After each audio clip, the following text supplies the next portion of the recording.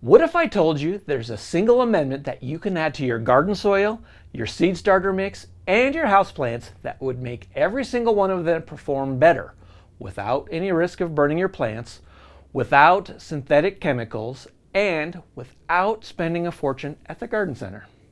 Now, you'd probably think that I was overselling it a little bit, but today I'm going to walk you through the science of why worm castings, that's the byproduct of vermicomposting, are genuinely one of the most powerful things that you can put in your garden. And by the end of this video, you're going to understand exactly why serious growers swear by them. I'm Sunny with Sunnyside Soil. Let's dig in.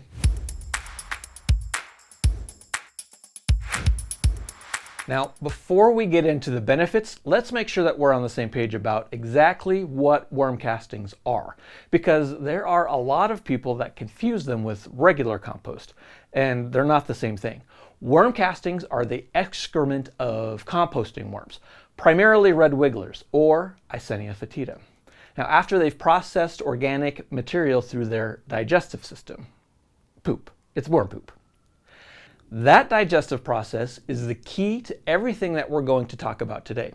When organic matter passes through a worm's gut, it gets broken down by a complex community of microorganisms, enzymes, and digestive acids that transform raw organic material into something that is far more bioavailable and biologically active than what you would get from, say, a traditional hot compost pile. Think of it this way. Regular compost is like a whole food. Worm castings are like that same food, already pre-digested and ready for your plants to absorb immediately. That distinction matters enormously.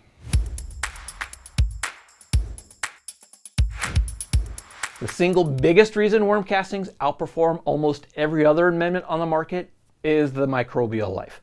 Research has shown that a single teaspoon of high-quality worm castings can contain anywhere from 600 million to over 1 billion beneficial microorganisms. Now, we're talking bacteria, fungi, protozoa, nematodes, and actinomycetes. These are all of the key players in what soil scientists call the soil food web. These microbes are not just passengers in your castings. They are actively working in your soil the moment you introduce them. Beneficial bacteria begin breaking down organic matter and making nutrients available to plant roots. Mycorrhizal fungi start forming symbiotic relationships with those roots, extending their reach exponentially.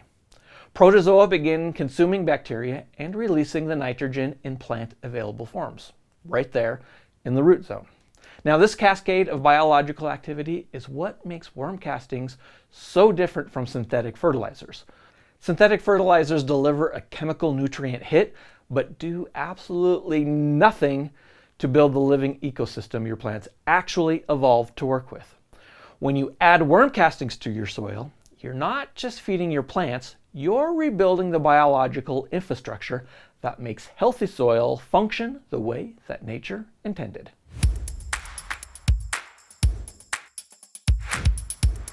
So let's talk about these nutrients, because this is where worm castings get really interesting from a chemistry standpoint.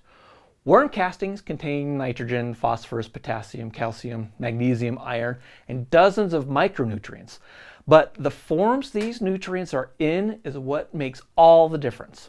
In synthetic fertilizers, nutrients are delivered in soluble salt forms that plants can uptake quickly, but which can also burn roots if overapplied, and they can leach out of your soil rapidly with irrigation and rain.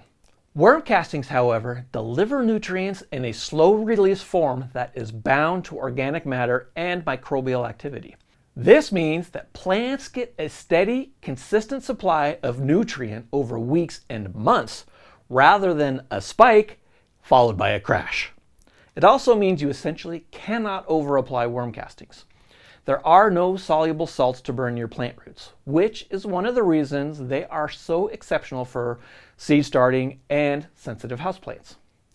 Studies from Ohio State University and Cornell have documented that castings contain significantly higher concentrations of nitrate nitrogen, exchangeable phosphorus, and potassium compared to the feedstock materials that the worms consumed. Now, all of that is to say that the worm's gut is essentially a nutrient concentration machine, and every casting that comes out the other end is packed with nutrition your plants can actually use.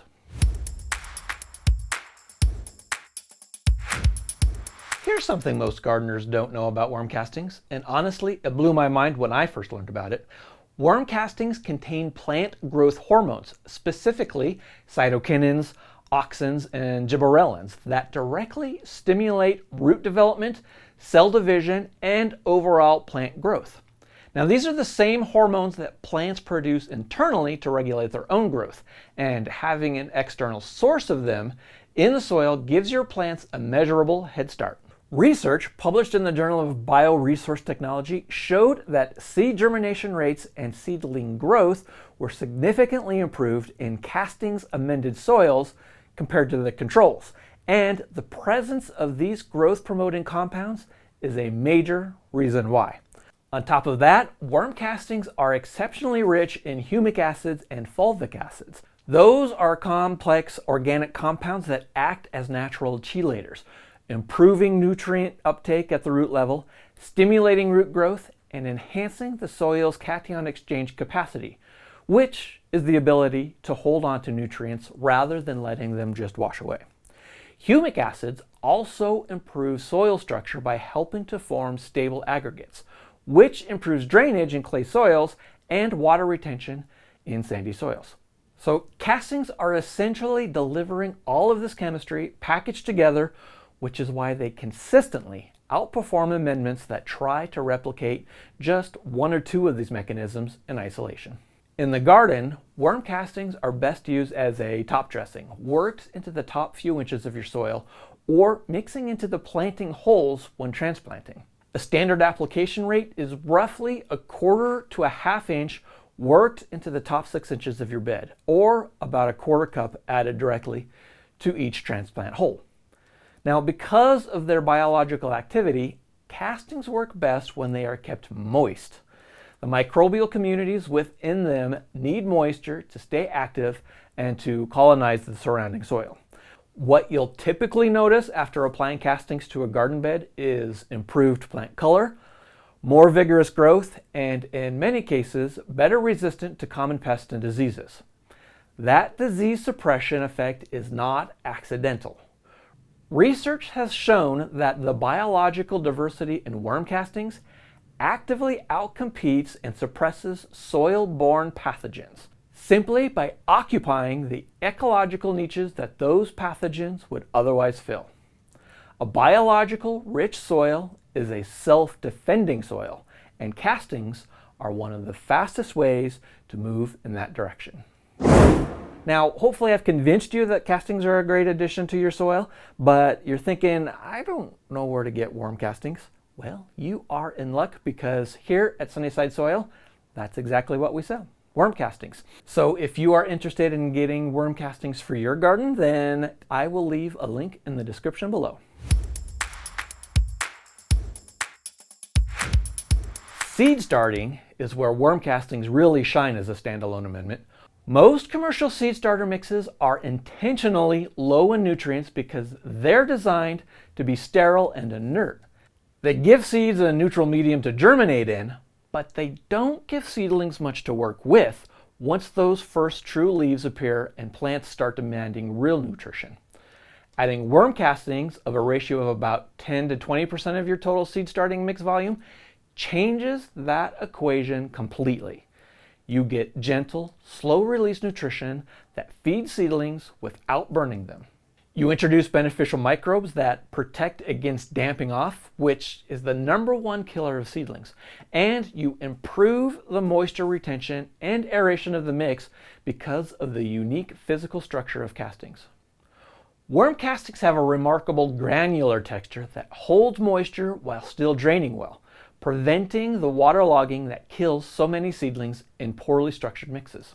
I've run side-by-side comparisons on this channel where identical seeds were started in a standard peat and perlite mix versus the same mix with 20% castings added.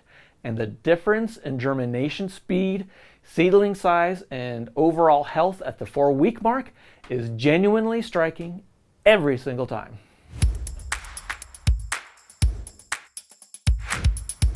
Houseplants are the third major area where worm castings deliver outstanding results, and they are particularly well suited to indoor plant care for a few specific reasons.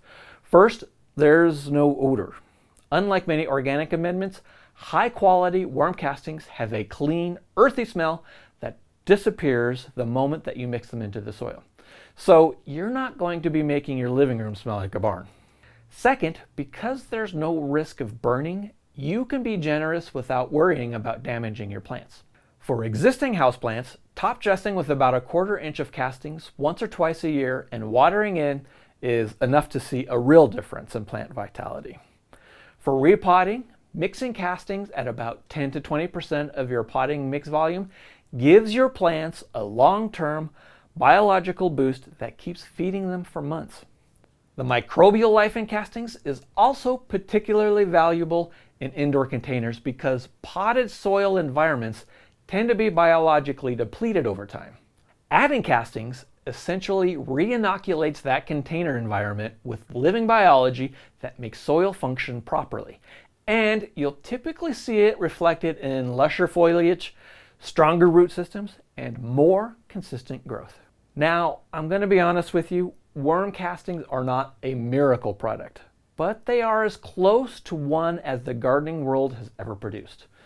They are biologically rich, chemically complex, completely safe for plants and people, and they work across every growing application from a seed tray to a raised bed to a fiddle leaf fig in your living room. If you are not already using them, then I'd encourage you to start small. Run your own side-by-side comparison and watch what happens. And if you are interested in starting vermicomposting and creating your own worm castings, then I have created a community where we can discuss things like vermicomposting, soil health, and composting. So if that is something that you are interested in, then I will leave a link in the description below.